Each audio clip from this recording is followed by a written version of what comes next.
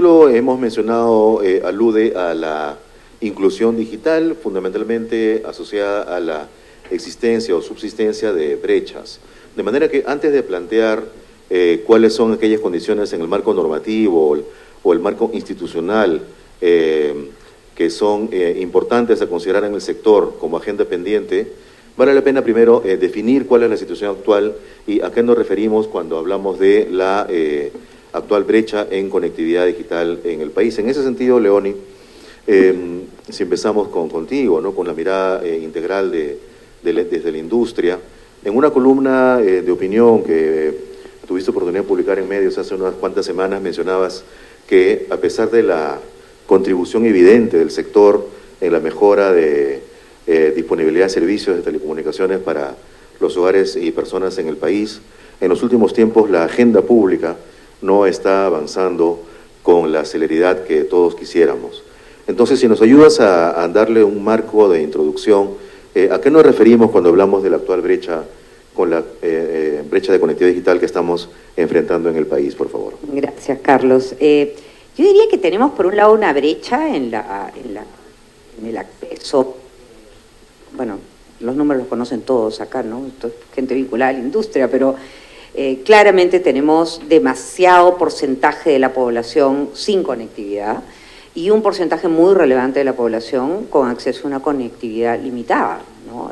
Cuando uno mira la calidad de las antenas que tenemos, el tipo de tecnología que usan, la cantidad de antenas 2G, 3G que tenemos es bien relevante, es casi la mitad de las antenas. Entonces, por ejemplo, en todo lo que es antenas tenemos que duplicar el número de antenas que tenemos, pero también tenemos que reemplazar la otra mitad de lo que ya tenemos. O sea, la agenda en eso es grandota para llegar a nivel nacional. En el caso del fibra solamente tenemos, bueno, en el caso de fibra los números son bien chiquitos, ¿no? 1 millón de hogares conectados, es bien poquito, entonces la agenda es muy grande. Entonces tenemos un problema de oferta, de demanda, perdón, que no es menor, ¿no? Hay una demanda muy grande y por otro lado, por el lado de la oferta, lo que tienes es una industria muy golpeada. Entonces, cuando tienes un tremendo reto que enfrentar, como el que la industria de telecomunicaciones para llegar con cobertura y calidad a la mayor cantidad de peruanos posible, y encuentras que tienes una industria que tiene un ARPU bajísimo, que tiene una rentabilidad bajísima. El EBITDA de la industria de telecomunicaciones en el Perú es el más bajo del mundo, según un reporte del 2021, creo que es, ¿no?, de Merrill Lynch. Entonces, claro, ¿cómo enfrentas estos ciclos de inversión que están a la vista, que es necesario enfrentar con estos niveles de rentabilidad, ¿no? Entonces, tenemos un problema que no es menor y creo que la idea de este panel es entender cómo hacemos para resolver el problema de demanda, para enfrentarlo de una manera más acelerada, pero al mismo tiempo cómo lo enfrentamos mejorando estas condiciones, quitándole pesos a esta industria para que corra a la velocidad que tiene que correr para resolver los problemas de la brecha. Gracias, Leoni. Definitivamente el desafío es grande, por un lado mucho por crecer en una situación donde la industria está bajo presión, una presión financiera inédita, ciertamente. Ana Claudia, Telefónica se encuentra en el país ya por casi cerca de 30 años, de manera que puede aportar una perspectiva especialmente importante, ¿no?, sobre cómo, a pesar de que en los inicios del presente siglo, la contribución del sector con este crecimiento en conexiones móviles, conexiones de Internet, ha sido bastante evidente. De la misma forma que mencionamos a Leoni en los últimos tiempos, ¿cómo está Telefónica abordando este gran desafío de crecimiento sumamente fuerte que necesitamos como país en un escenario de presión financiera sobre la industria? Sí, buenos días a todos los presentes. Agradecer primero a los organizadores de este evento. Es un espacio para intercambiar ideas y aportar a lo que todos buscamos, que es un Perú conectado. Esperemos que estas ideas se traduzcan en acciones, tanto al sector público y privado. Coincido con Leoni, tenemos retos de llevar conectividad a los lugares del país que aún no tienen acceso a Internet, en mejorar las tecnologías, llevar 4G, fibra al hogar, en los centros poblados que aún no acceden a estas tecnologías porque involucran mejores prestaciones del servicio y también el gran reto de mejorar la capacidad de las redes considerando el enorme incremento que ha habido en el tráfico de Internet producto de la pandemia. Lo cierto es que los operadores hemos realizado un enorme esfuerzo inversor. Existe alrededor de 33.000 antenas 4G. Sin embargo, aún hay alrededor de 1.800 antenas 2G en centros poblados donde no existe 3G o 4G. Tenemos 43.000 centros poblados que no tienen ningún servicio de telecomunicaciones, no tienen servicio móvil. Y si uno piensa en las brechas, lo cierto es que mientras que el uso de Internet en áreas rurales es alrededor del 43%, Lima Metropolitana duplica este porcentaje, tiene 86%. ¿Y por qué es importante reducir estas brechas? Porque de acuerdo a un estudio del MTC, el impacto en los ingresos de los hogares rurales del uso de Internet es alrededor de 390 soles mensuales. Necesitamos trabajar sector público y privado por llevar iguales oportunidades a la población, con independencia de si son zonas rurales o urbanas, y para ello el Internet es fundamental. ¿Se ha hecho esfuerzos? Sí, están esas 33.000 antenas de 4G. ¿Son suficientes? No son suficientes. ¿El MTC está haciendo esfuerzos? Sí, nos ha comentado el viceministro todo lo que está haciendo. El canon por conectividad es una buena iniciativa para avanzar en la reducción de la brecha, pero lamentablemente no es suficiente. ¿Qué es lo que está ocurriendo? Que se enfrentan una serie de stoppers que impactan en poder lograr esa celeridad, correr, como decía Leoni. ¿Qué stoppers? Por ejemplo, necesitamos un horizonte adecuado de recuperación de inversiones. Lamentablemente, el método de renovación de concesiones no ayuda para ello. Tenemos también las trabas municipales, tenemos la complejidad de operar en el territorio nacional, tenemos, cuando uno ya llega a otro servicio, a una zona, lamentablemente la siniestralidad del país es enorme. Lo decía el viceministro hace poco, una vez que ha tenido la red dorsal, han tenido que enfrentar los robos. Ese es el día a día de los operadores. Lamentablemente, las redes de cobre que brindan servicio de Internet al hogar, permanentemente se paran robando kilómetros de redes de cobre y eso afecta la continuidad del servicio. En lugares como Iquitos, en donde no hay energía comercial para brindar el servicio, en donde se tiene que operar las redes con grupo electrógeno, con paneles solares, hay en sitios como Nueva Fortuna, cada mes se roban los paneles solares, se roban los grupos electrógenos y eso evidentemente impacta a la población, genera mayor costos a los operadores y por último nos genera riesgo de sanciones.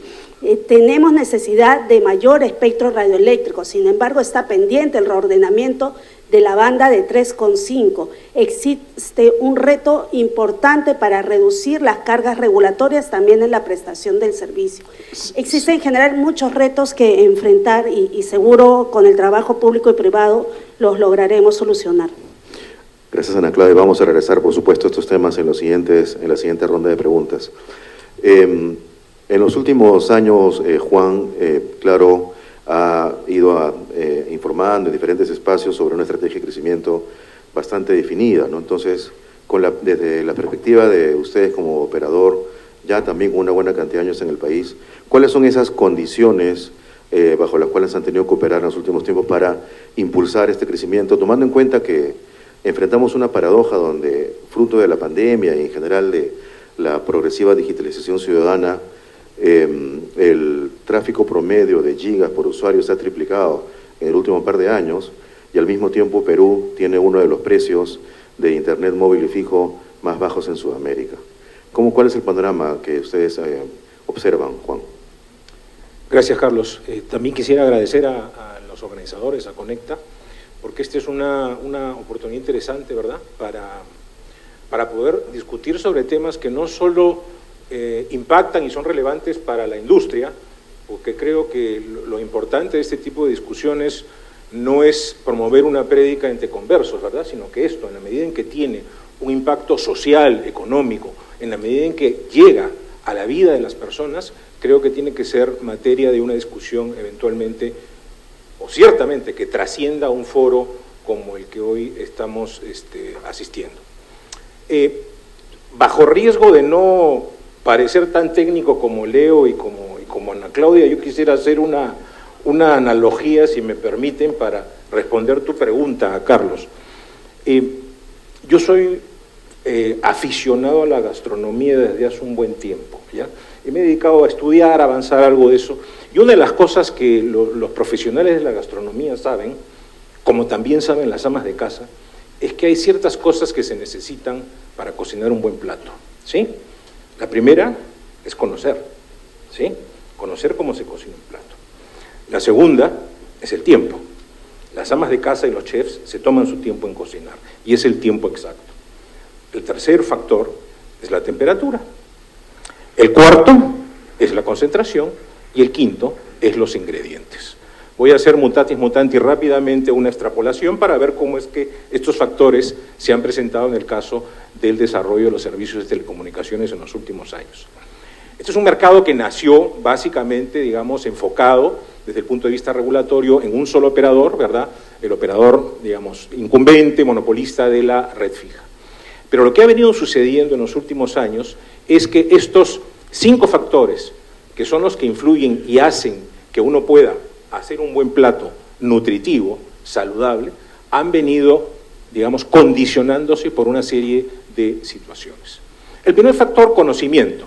Creo que los 4 operadores que estamos sentados acá y probablemente algunos otros que no estén en esta mesa, tenemos un grado de conocimiento, ¿verdad?, de cómo se manejan las redes de comunicaciones, cómo se manejan los servicios, cómo proceder al marketing de los servicios, cómo proveer cada vez una mejor calidad y renovar constantemente las plataformas, etcétera, etcétera.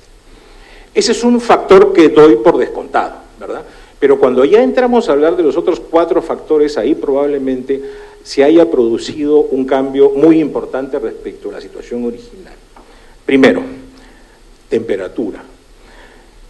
Un plato no se cocina a la misma temperatura independientemente de cuál sea la receta, ¿verdad? Y aquí lo que hemos tenido es que la temperatura nos la han venido cambiando, y nos la vienen cambiando a cada rato, ¿sí? Y ese es uno de los grandes, digamos, factores que hemos tenido que enfrentar a lo largo del tiempo, ¿verdad? Con una regulación que, en teoría, ¿verdad?, lo que se enseña en la doctrina es que a mayor competencia, ¿verdad?, menor intervención, ¿sí? A mayor reducción del índice de concentración, este famoso índice de Herfindahl, el famoso Herfindahl Index, que tú conoces muy bien, Carlos, ese índice lo que debería promover es que haya una menor intensidad regulatoria. Sin embargo, aquí en el Perú estamos viviendo una paradoja, porque a mayor competencia, a un índice de Herfindahl menor, hemos tenido una mayor producción normativa, una mayor intervención regulatoria, y eso a su vez impacta, por supuesto, en los tiempos, ¿sí? Impacta en los tiempos, impacta en los costos, porque la regulación no es neutra respecto al impacto, ¿verdad? La regulación incrementa los costos operativos, y entonces ahí hay una cuestión, un factor sobre el cual se ha tenido que trabajar, se ha tenido que capear, ¿verdad?, en estos últimos tiempos. En segundo lugar, el trabajo, ¿verdad?, del día a día, ¿no? Y aquí me refiero al tema del tiempo, como el tercer factor. En el trabajo del día a día, ya el viceministro lo ha dicho, esta es una industria donde hay que tomar decisiones prácticamente sobre la carrera, ¿sí? Esta es una industria, además, no nos olvidemos, que tiene una obsolescencia tecnológica brutal, ¿sí? Son tecnologías que cada 4 o 5 años van renovándose, ¿sí? Los departamentos de tecnología de información, yo hablo por el nuestro al menos, están las 24 horas del día constantemente trabajando, y no solo en mantener la red, ¿verdad?, sino en generar, en modernizar, en generar nuevos aplicativos, modernizar las plataformas, generar nuevos desarrollos, algunos de los cuales son por iniciativa propia, pero muchos otros vienen como consecuencia de la regulación. Entonces, otra vez, aquí está condicionándose el tiempo que el cocinero necesita para generar un plato saludable para la población. El tercer factor tiene que ver con la concentración. Si nosotros molestamos a nuestra mamá cuando estaba cocinando, ¿verdad?, o interrumpimos al chef cuando está preparando un plato, obviamente van a haber resultados desastrosos. Más en el caso de interrumpir a la madre que interrumpir al chef, por supuesto. Pero ahí estamos hablando básicamente de ciertos valores y ciertos factores que son esenciales. Seguridad jurídica, ¿sí? Seguridad jurídica. Estabilidad. Claridad sobre qué cosa es lo que queremos como país, ¿verdad? Porque ahí vemos que hay muchos condicionantes, muchos actores donde normalmente no hay una alineación, ¿verdad?, respecto del objetivo común. Y en tercer lugar, ¿verdad?, tener claro que esta concentración es esencial de cara a esta predictibilidad necesaria para desarrollar los servicios. Si tenemos actores o jugadores como el Congreso, ¿verdad?, me imagino que más tarde creo que eso se va a tocar, que empieza a generar, ¿verdad?, reglas sin sentido, ¿sí? Esta famosa ley de la velocidad mínima garantizada es como si el día de mañana le digan a nuestra madre que para cocinar un estofado tiene que hacerlo en 3 minutos, ¿verdad? Y en 3 minutos no se puede cocinar un estofado, ¿verdad? Eso es, en paralelo, mutatis mutandi, lo que hace la ley de velocidad mínima garantizada. Entonces, ¿qué va a pasar?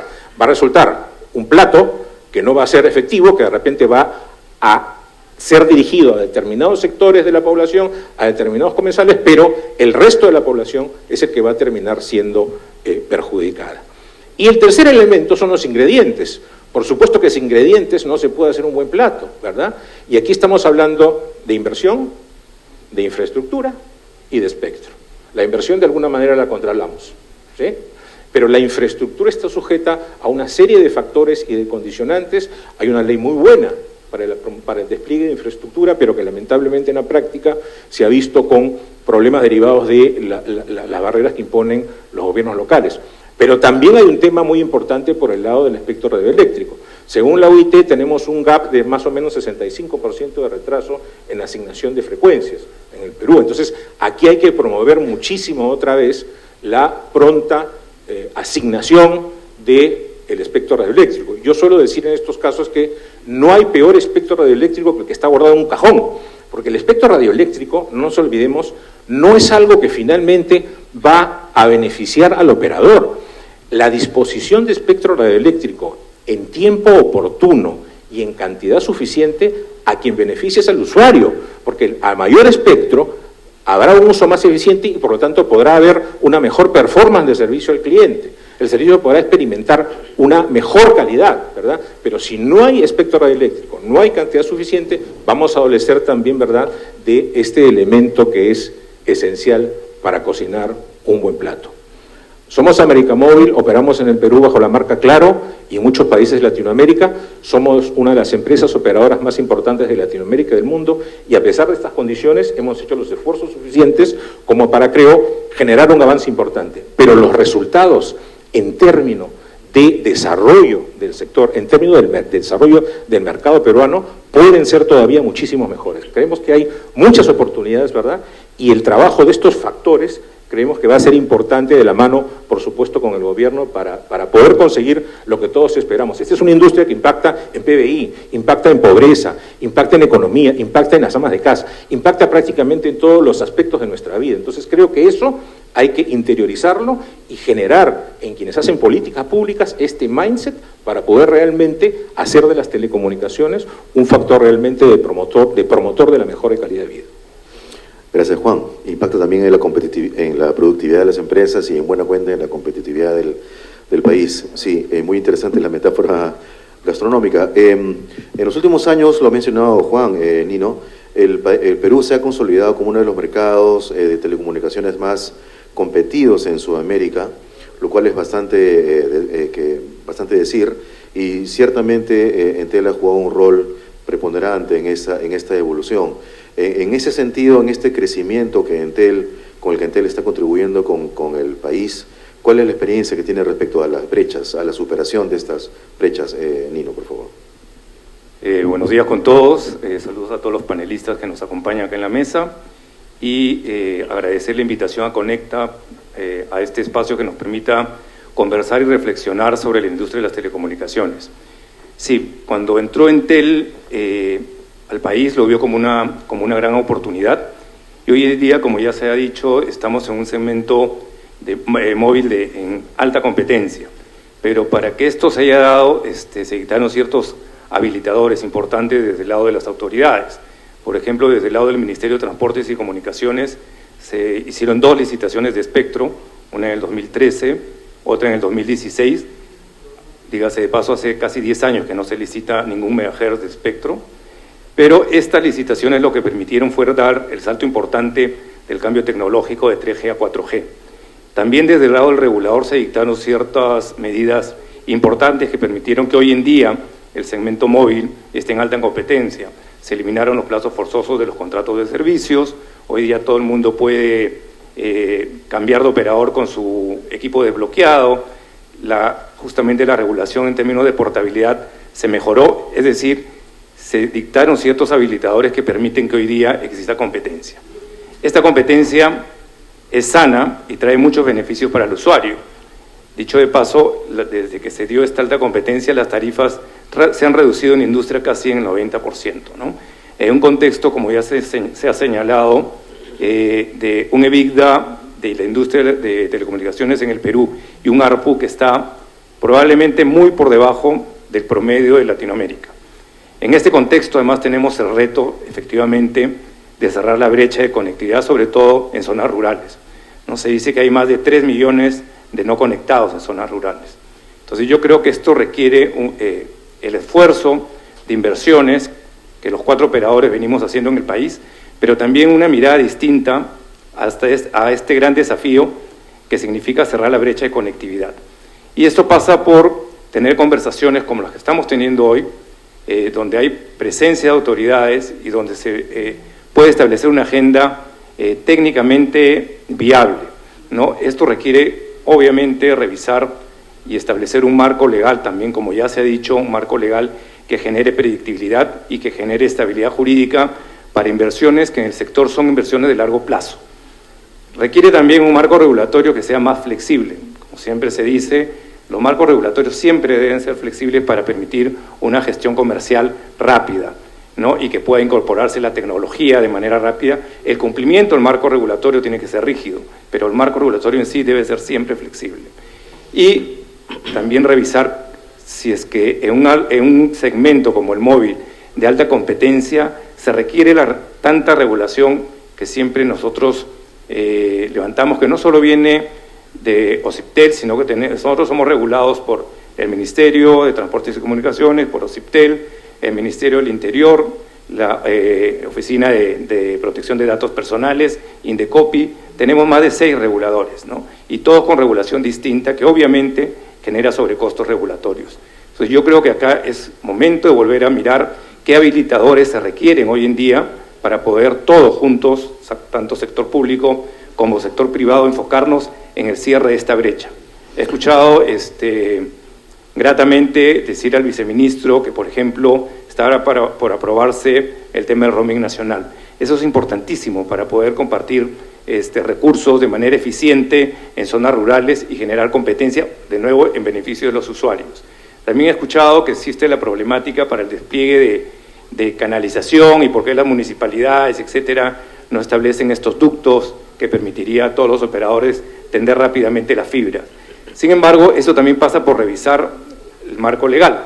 Hoy en día no hay normas claras para el despliegue de fibra y menos para el microcanalizado, ¿no? Hemos llevado como industria propuestas para mejorar las normas nacionales de construcción. Esto depende del Ministerio de Vivienda y Construcción, pero ahí de nuevo hay que tener una mirada de lo que necesita el país en este momento, ¿no? Todo el marco legal es perfectible y hay que mirarlo en base a las necesidades que tiene el país. Yo creo que todos los operadores que estamos representados acá, tenemos el compromiso de inversión con el país, pero se requiere, como ya les dije, estas mesas de conversación, de diálogo, de compartir experiencias y de buscar el objetivo común, que es cerrar esta brecha de conectividad. Muchas gracias, Nino. Benjamín, en el sector de telecomunicaciones es bastante conocido que Vitel cuenta con una red de fibra óptica nacional que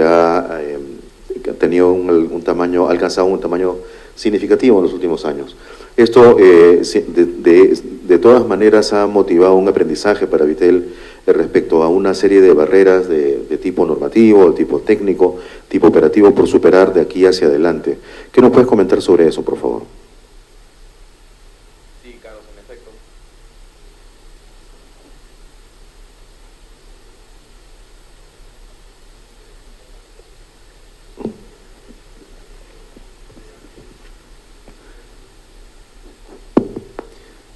Sí, Carlos, en efecto. Bueno, primero también agradecer y saludar esta invitación, esta oportunidad que nos da Conecta de poder conversar y intercambiar ideas sobre estas prácticas efectivas para el cierre de la brecha.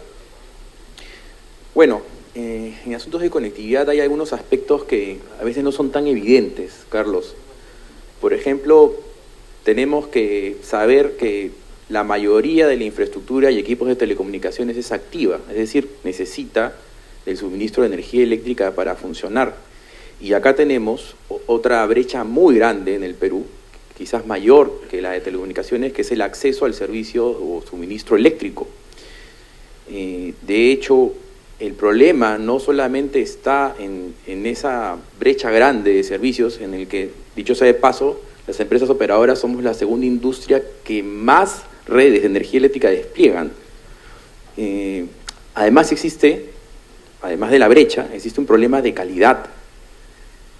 En la zona sur, por ejemplo, el 71% de las interrupciones del servicio de telecomunicaciones se debe a la caída de los servicios eléctricos, ¿no? Y esto es mucho más grave en Moquegua, donde el 90% de las interrupciones del servicio de telecomunicaciones es debido a un problema en la caída del servicio eléctrico.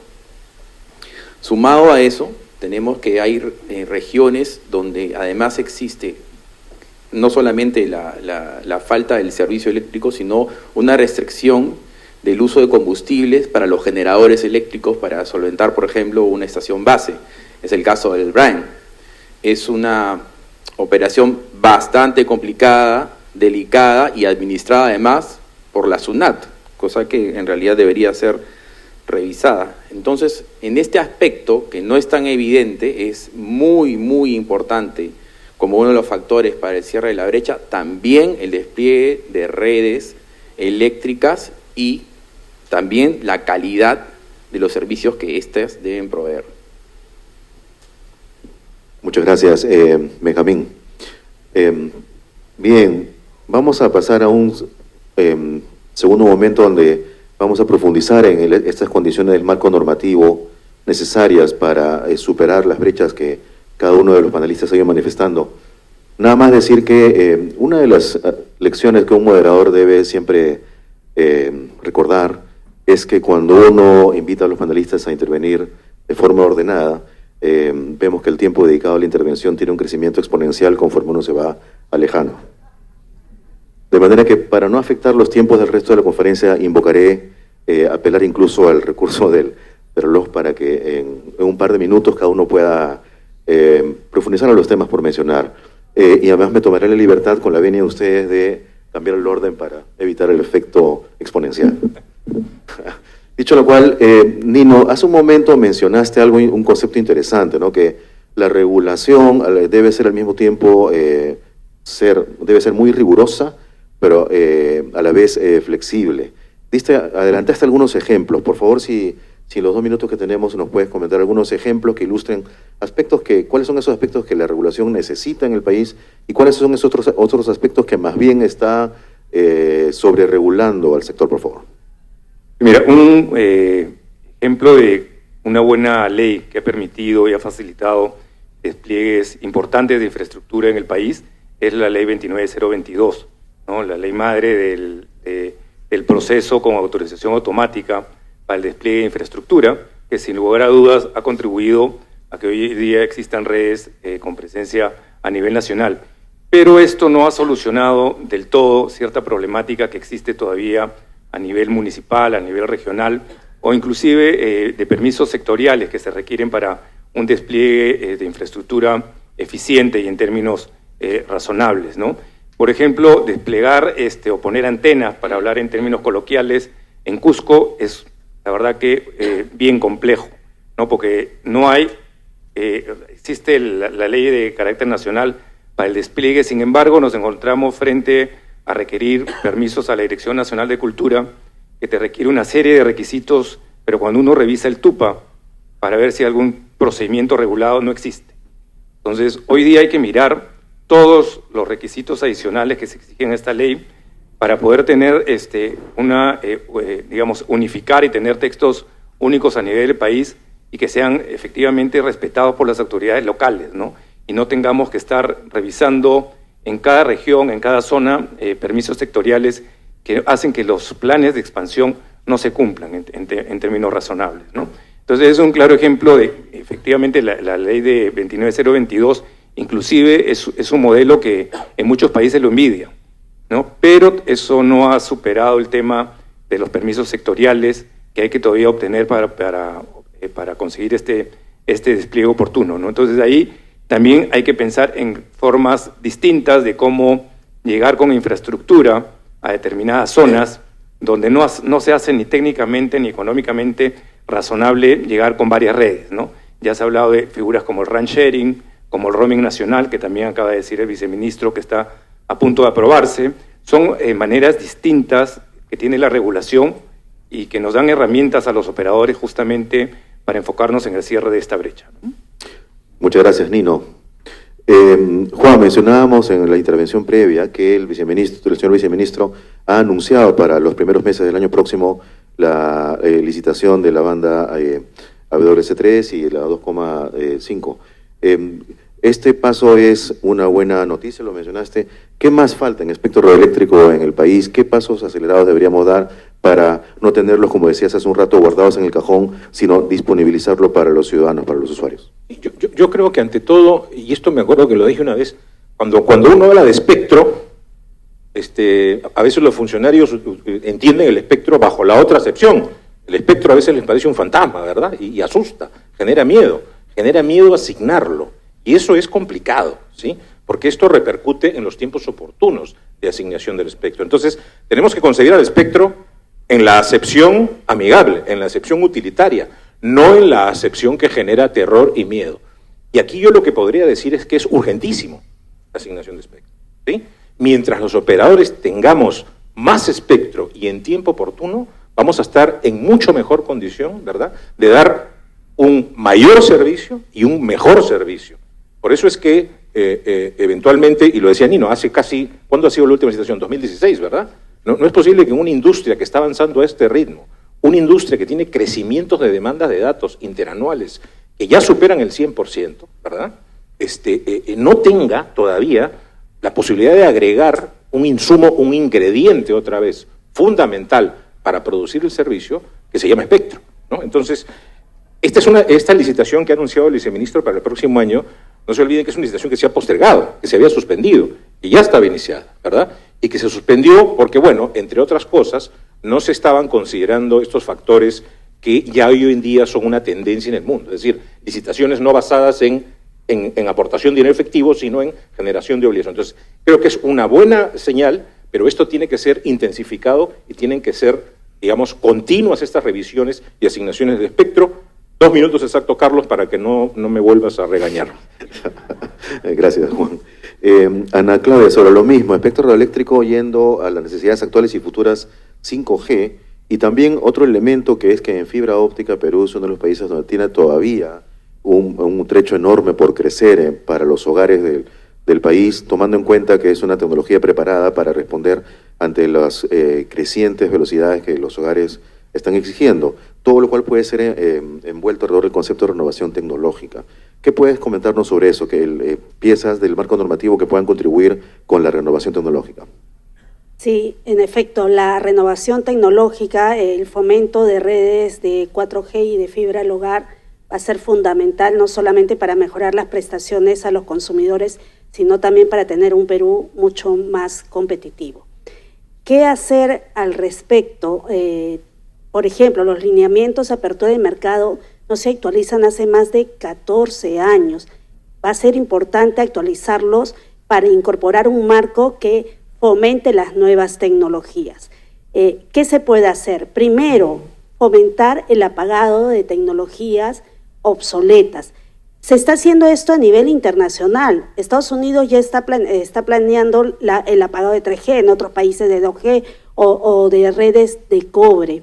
Es como si, por ejemplo, quisiésemos comprar un refrigerador nuevo con mayor capacidad, con eficiencia energética, y no nos deshacemos del refrigerador antiguo. Ocupa espacio, adiós la eficiencia energética. Tenemos que ser eficientes con un marco que promueva el apagado tecnológico.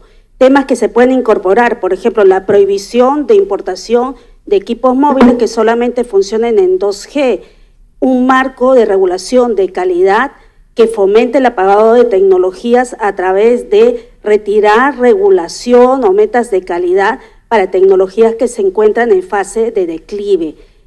Actualmente esto no existe en Perú, se obligan a hacer compromisos de mejoras en tecnologías 2G. Cuando se puede invertir en poner una antena 4G, eso se tiene que incorporar inversiones en tecnologías que ya no es lo mejor para el consumidor. No es como si tuvieses una inversión para un auto nuevo y te obliguen a invertir en seguir reparando el auto usado. También se pueden generar incentivos por cada antena que se pase de 2G a 4G, incentivos económicos, o por kilómetros de fibra al hogar que se pasen, hogares pasados. Son incentivos que se pueden generar. Pero también no hay que perder de vista la renovación de títulos habilitantes, porque si se quiere promover nuevas tecnologías, se requiere un marco adecuado, un horizonte adecuado de recuperación de inversiones. Y acá, lamentablemente, en Perú se tiene que hacer borrón y cuenta nueva en la legislación que existe para la renovación de títulos habilitantes.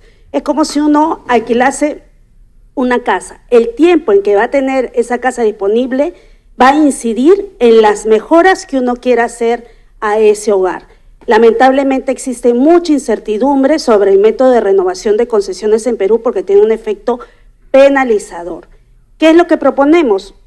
Una renovación de concesiones prácticamente automática, en donde en vez que estemos discutiendo que si te quito un mes, que si te quito un año, no te renuevo porque has cometido tal o cual infracción, el MTC y las operadoras nos centremos en decir, ya, vas a tener 20 años más para seguir invirtiendo en el Perú. Queremos atraer inversiones, pero nos vamos a poner de acuerdo en las nuevas condiciones de la renovación de concesiones. Nos vamos a poner de acuerdo en cómo esta renovación se va a traducir en beneficios para la población. Creo que esos son dos aspectos que hay que trabajar. Muchas gracias, Ana Claudia. Benjamín, un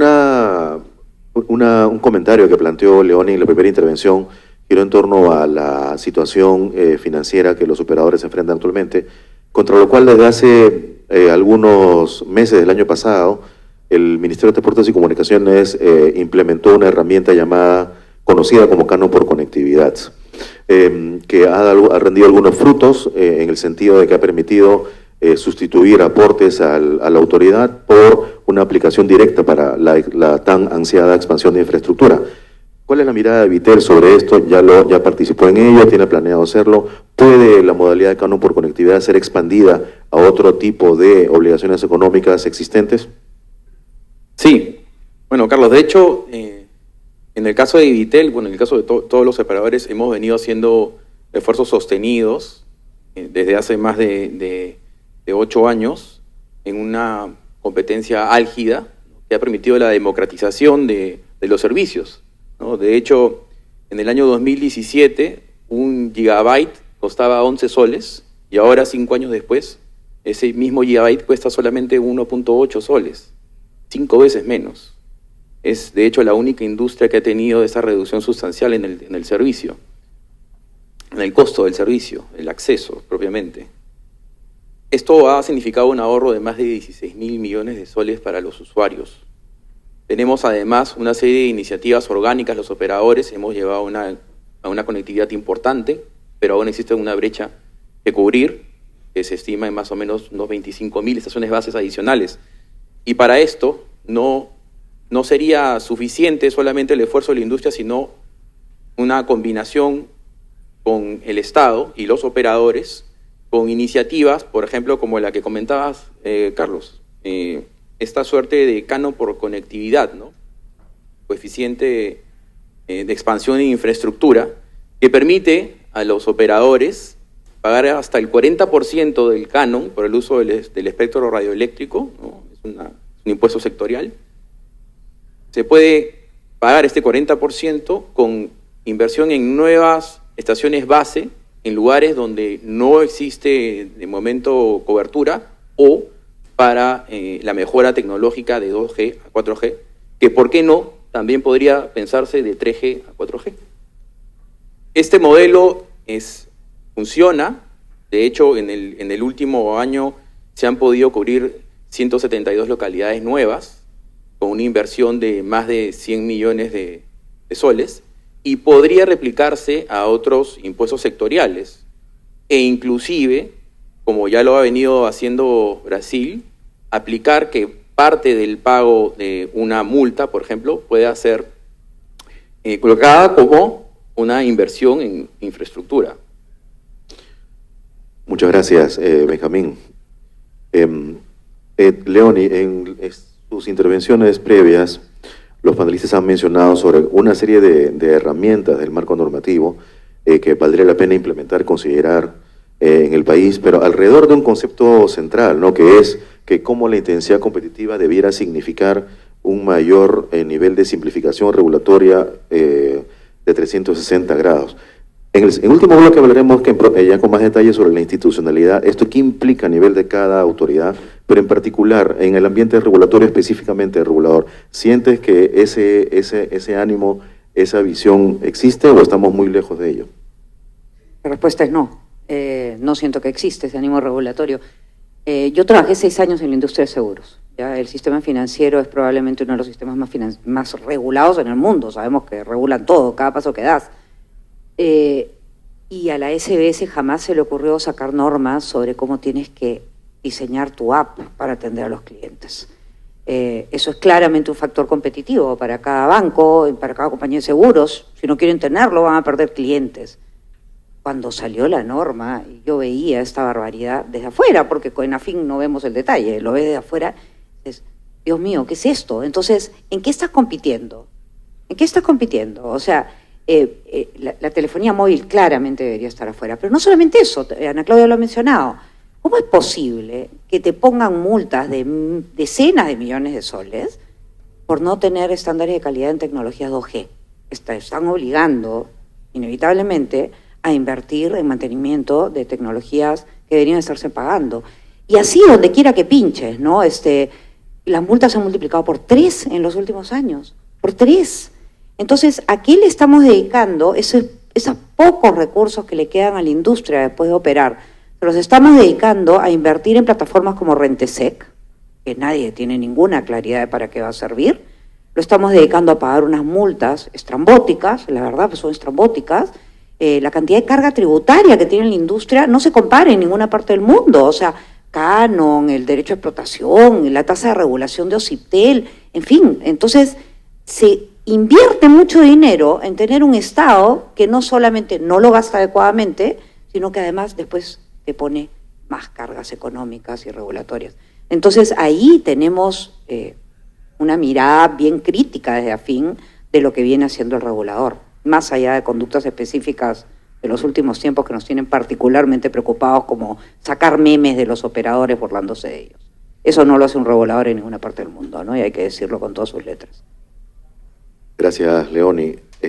Preocupante lo que mencionas, y ya pasando al bloque 3, el bloque final, algunos aspectos vale la pena de forma complementaria al marco normativo abordar algunos temas de visión país, cómo el Estado, cómo a nivel institucional el Estado visualiza el rol de las telecomunicaciones.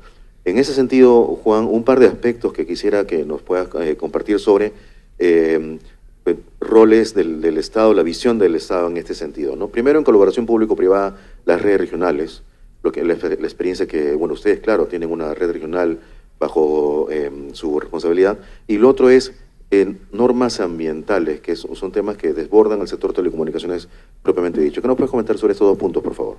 Si son 2 temas, son 4 minutos entonces, ¿no? Si negociamos pueden ser 3. Ok, no, rápidamente, redes regionales.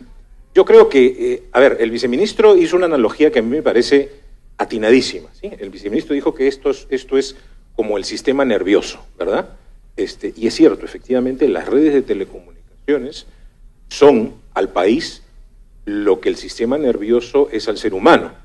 El problema es que en el sistema nervioso las neuronas funcionan y se comunican a través de algo que nos enseñaron en el colegio que se llama la sinapsis, ¿no es cierto? Cuando el famoso axón se comunica con la dendrita y le transmite la información a la otra neurona y así van pasando de neuronas en neuronas hasta generar estos impulsos, ¿verdad?, bioquímico-eléctricos para generar una reacción, etcétera, etcétera. Bueno, el problema es que un sistema nervioso que no hace sinapsis no te sirve.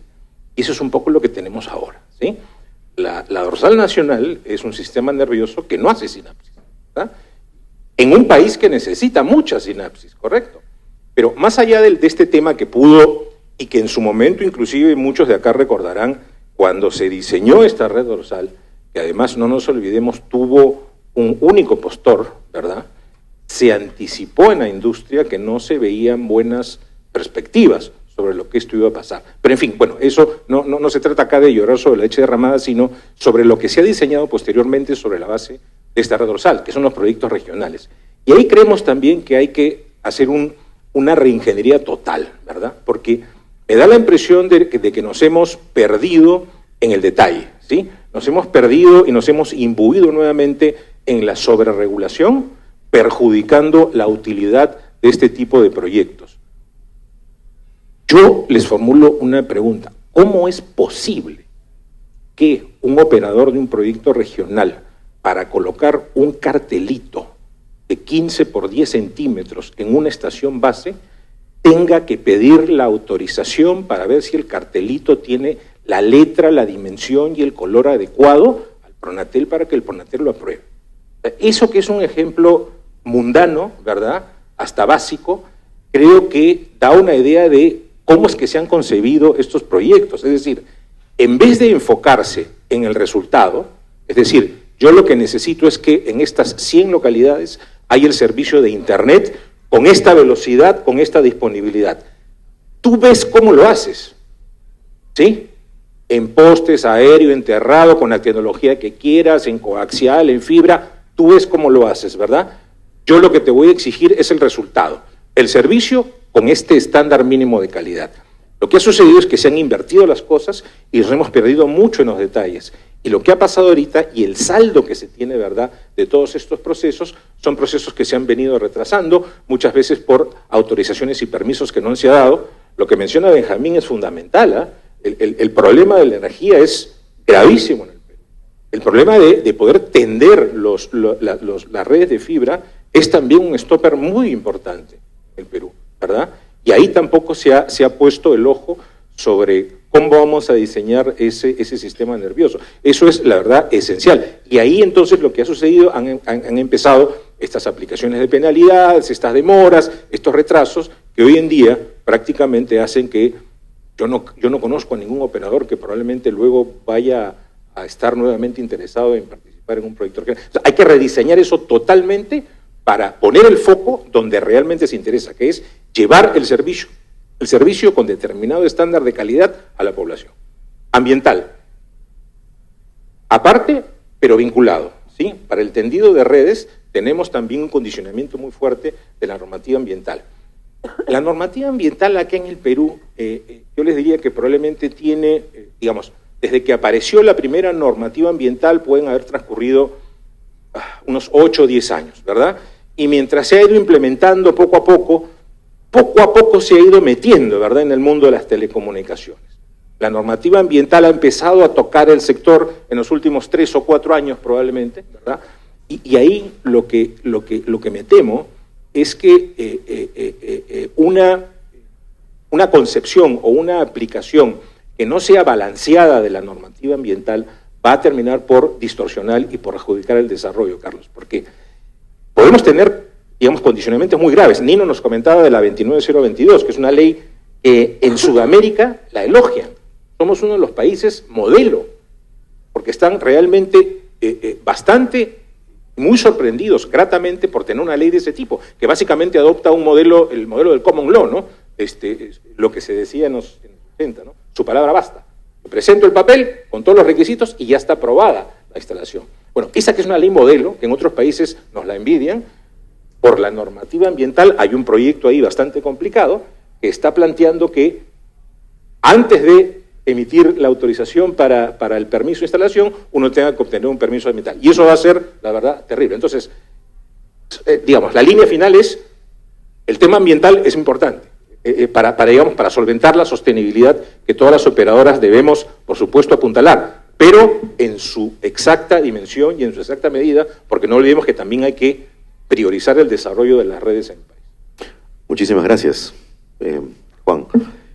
Ana Claudia, cuando hablamos de institucionalidad país asociada al desarrollo de los servicios en beneficio de los ciudadanos, de los usuarios, esto involucra varias autoridades. Una de ellas es el Poder Legislativo, donde vemos una serie de proyectos de ley, iniciativas legislativas, que justamente la consulta para ti es, ¿cuál es tu evaluación sobre el rumbo que estas están planteando, si reflejan un entendimiento sobre las necesidades de impulsar la conectividad digital en el país? ¿Cuál es la mirada que tienes, Ana Claudia? Carlos, hay tantos proyectos de ley que hablar, pero bueno, me enfocaré en uno, porque en realidad creo que detrás de estos proyectos de ley hay muy buenas intenciones, pero al final no logran su objetivo, ¿no? E inclusive pueden tener un efecto negativo para los peruanos. Y acá quiero preguntar, ¿cuántos en esta audiencia guardan el comprobante de pago de su teléfono móvil? Probablemente muy pocos, y si hacemos esta pregunta en un centro poblado rural, seguramente nadie. Lo cierto es que existe una ley ya aprobada por el Congreso que tendrá que ser evaluada por el Ejecutivo, a ver si la observa o la promulga, que obliga a todos los usuarios, a todos los peruanos que cuando quieran contratar un servicio móvil van a tener que acreditar fehacientemente la propiedad de ese teléfono móvil y que tiene un origen lícito. ¿Con qué? Con la boleta de venta o cualquier otro documento que pruebe fehacientemente ese origen. Entonces, ¿qué va a pasar al respecto? La persona que no tiene ese comprobante de pago, ¿qué va a hacer? ¿Va a tener que comprarse un nuevo teléfono móvil? ¿Qué pasa con todos aquellos peruanos que tienen un teléfono móvil porque lo recibieron regalado de un familiar, de un empleador, etcétera? Cuando con las justas la canasta básica alcanza para cerrar el mes, ¿vamos a exigir legalmente esta obligación? ¿Eso qué va a generar? ¿Un mercado negro de boletas de venta? ¿Va a solucionar el problema de hurto de terminales? No lo va a hacer. ¿Por qué? Porque finalmente para poder combatir el hurto de terminales hay que hacer operativos, hay que evaluar el incremento de penas. Nadie está en la cárcel por el hurto de terminales. Entonces, por ahí no va. Lamentablemente, en estos últimos años, se cree que la solución a la inseguridad ciudadana viene por incrementar las cargas al cliente final, al usuario, y a la hora de la hora estamos haciendo que los teléfonos móviles sean como automóviles, que se tiene que tener un comprobante de pago, que se tiene que registrarse, así como existe este registro vehicular, va a haber un registro de terminales. Por ahí no va la cosa. Entonces tenemos que evaluar este marco legal porque finalmente a quien estamos afectando es al consumidor. Más allá de que va totalmente en contra de lo que se conoce como la propiedad en bienes muebles, es por la tradición, ¿no? Por quien es poseedor del bien mueble. Quiero terminar comentando que hace una semana estuvimos en Huancayé, en Cusco, en donde se celebraba el año de la llegada de 4G en este centro poblado rural. La cara de felicidad de los niños que estaban en su escuela por poder usar internet era realmente inspiradora. Ojalá que todos, Congreso, MTC, OCIPTEL y operadores, trabajemos para que esta cara de felicidad estén en todos los niños de zonas rurales del país. Gracias, Ana Claudia. Vaya ley la que estás comentando.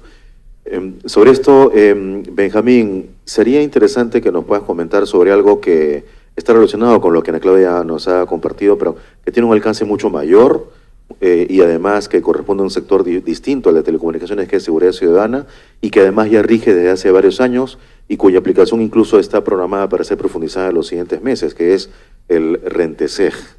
¿Qué nos puedes comentar sobre la razonabilidad de esta herramienta que supuestamente busca utilizar a las telecomunicaciones como un vehículo para mejorar la seguridad ciudadana en el país?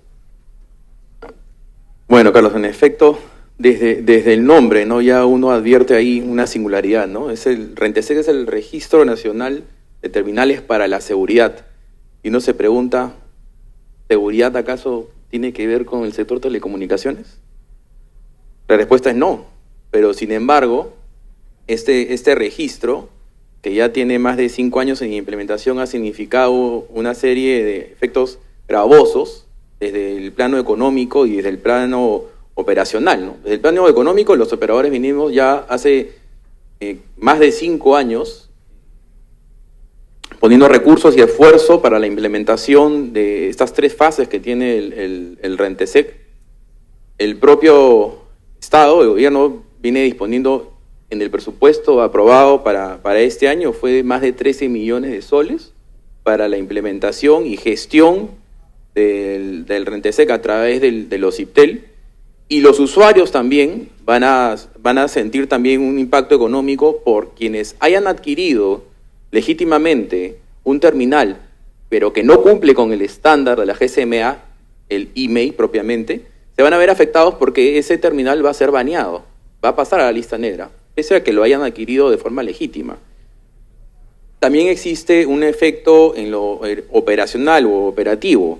Es gravoso porque se va a constituir no solamente una lista negra, que existe ahora mismo para terminales que hayan sido bloqueados por efecto de hurto o desuso, sino que también se va a crear una lista blanca, donde no solamente van a estar los terminales reportados en la red de los operadores, sino que también van a tener que reportar comerciantes o importadores de celulares, van a tener que reportar los terminales y los emails que corresponden a estos para que no pasen a la lista negra.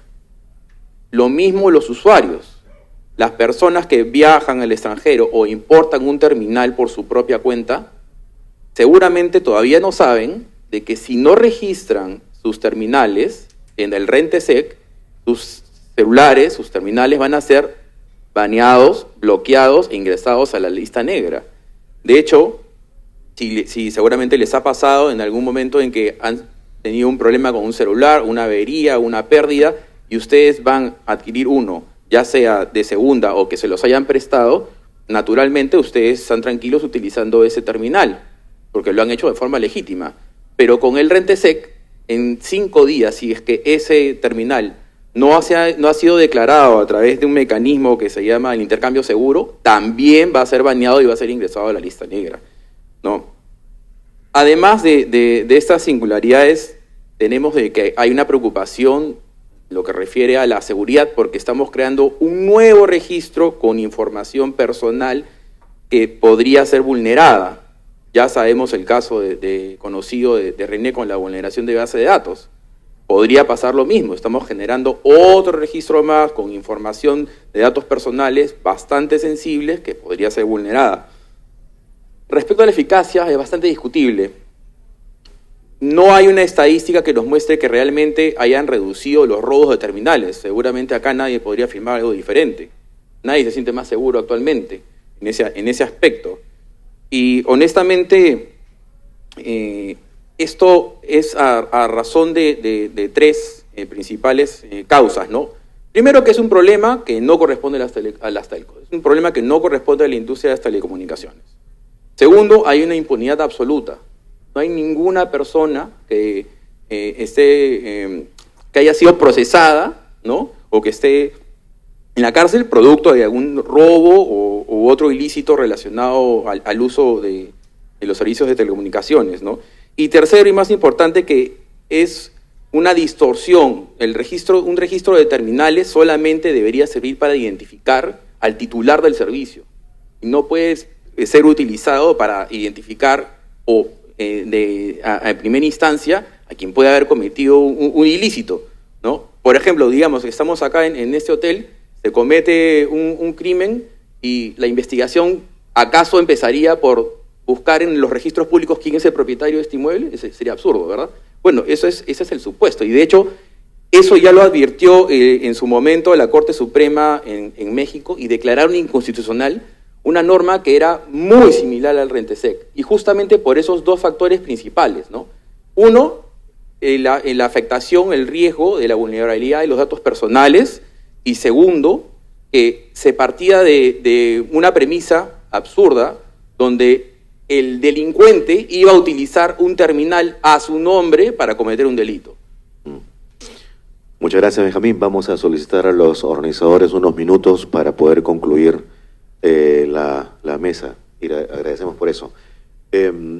Nino, hace un momento hemos mencionado sobre diversas características del mercado, como el nivel de competencia mejorado, y eso ejerce una presión financiera sobre el sector para poder financiar el crecimiento necesario hacia adelante, y que herramientas como Canon por Conectividad han contribuido, pero al mismo tiempo tenemos que, según estadísticas que son bastante conocidas, Perú enfrenta en el sector una carga impositiva sumamente onerosa en comparación con otros estándares de países de la región.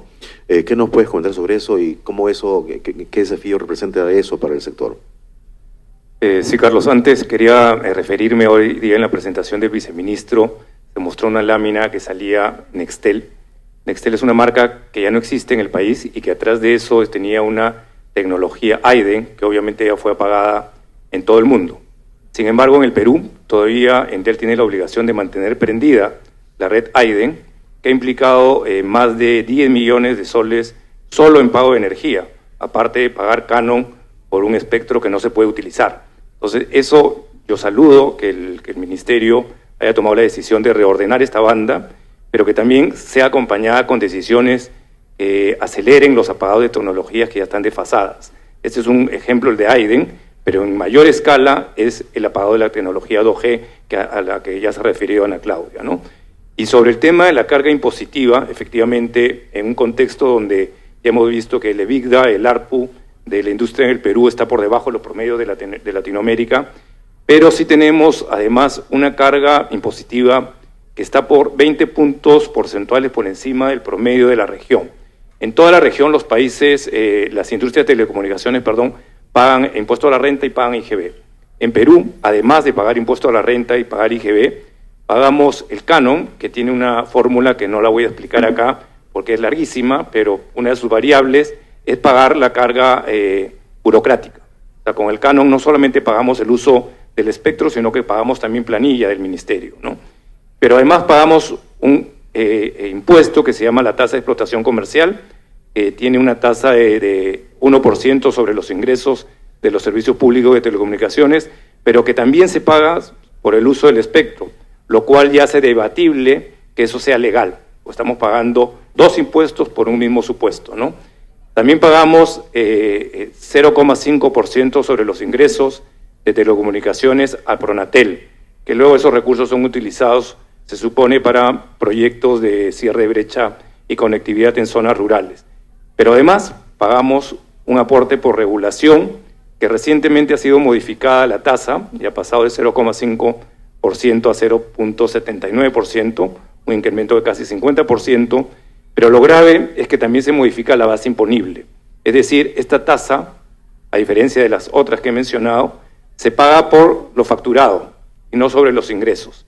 Es decir, puede llegarse al absurdo que no tenga un solo ingreso y sin embargo tengo que pagar el impuesto, ¿no? Esto es también, de nuevo, cuestionable, y lo que persigue es luego tener recursos en manos del Estado que no necesariamente son utilizados para lo que hoy día nos convoca, que es el cierre de la brecha de conectividad.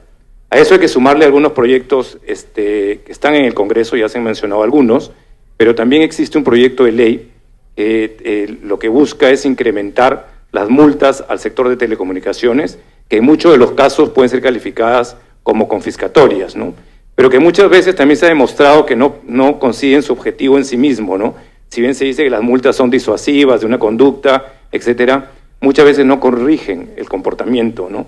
Con lo cual yo creo que hay otros sistemas que podrían, ya lo ha mencionado Benjamín, en Brasil, por ejemplo, en vez de ir de primer plano a la multa, lo que se trata de imponer a las empresas son planes de mejoras, ¿no?, que pueden estar orientados justamente al cierre de esta brecha de conectividad. Muchas gracias, Nino. Para concluir, Leoni, diversos países en la región ya han definido que la mejora en las condiciones de conectividad digital en sus respectivos países es un objetivo ya no sectorial, sino país.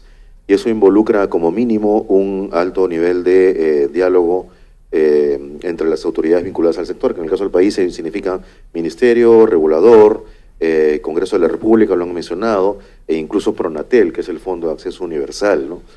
Con mucha claridad sobre cuál es el rumbo y fundamentalmente con un objetivo común. ¿Cómo estamos en el país en ese sentido? A ver, yo creo que hay buenas noticias, ¿ya? Siempre trato de ser optimista, incluso en los escenarios más duros. Por un lado, en lo personal yo estoy bien contenta con el viceministerio actual.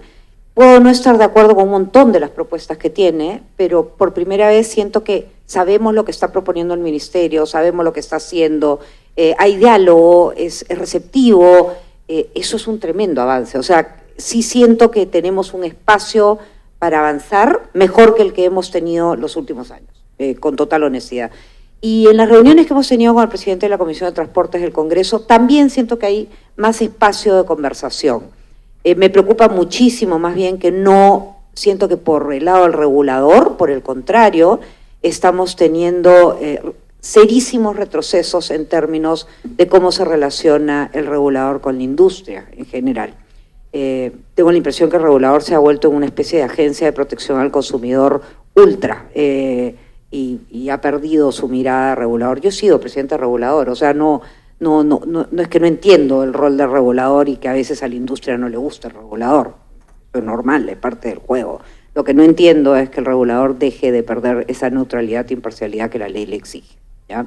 Ahora, dicho esto, la agenda tampoco es tan complicada. Pensar en cambiar el mecanismo de renovación de concesiones para dar espacio a compromisos de inversión en lugar de estar mirando, digamos, como ir en el carro, en lugar de estar mirando en el espejo retrovisor, estar mirando para adelante, ¿no? O sea, no lo que pasó, sino lo que viene, sacar compromiso de inversión, pensar en profundizar el mecanismo de uso de todas estas tasas, que no las vamos a eliminar, seamos realistas, pero ¿cómo hacemos para utilizar más de esos recursos? No para que vayan al Estado y de ahí vayan a inversión, con lo cual la mitad probablemente se queda en las marañas burocráticas, sino para que lleguen directamente a la cobertura, a la conectividad.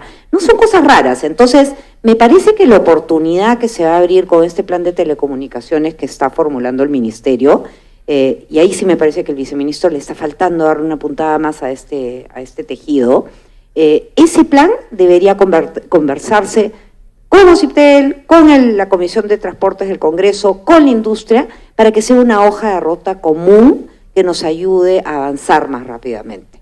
Y creo que ahí sí tenemos una oportunidad que no debemos desaprovechar y hay que fastidiar para usarla, ¿no? Muchísimas gracias. Bueno, con eso podemos ir concluyendo, comentando sobre esta política nacional de telecomunicaciones que el Ministerio está promoviendo y que justamente esperemos que sea mucho más convocante. Las oportunidades son muchas, los desafíos también. Muchas gracias por su participación. Podemos despedir con un aplauso a los panelistas.